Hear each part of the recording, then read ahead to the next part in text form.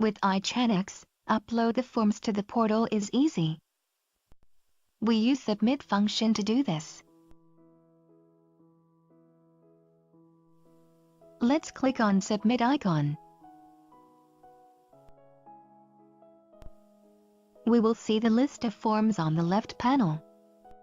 The right panel shows list of portal tabs that we are authorized. Now click on Upload button.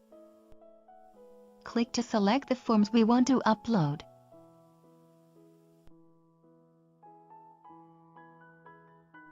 Click Done.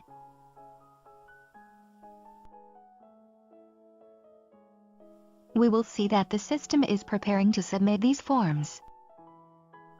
Now we select the Target tab.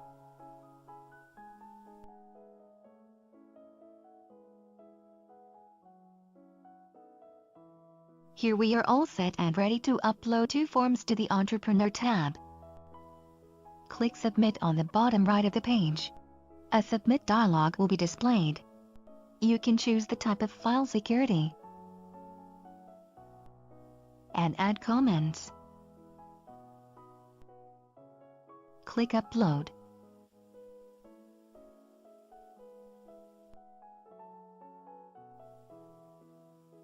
That's it.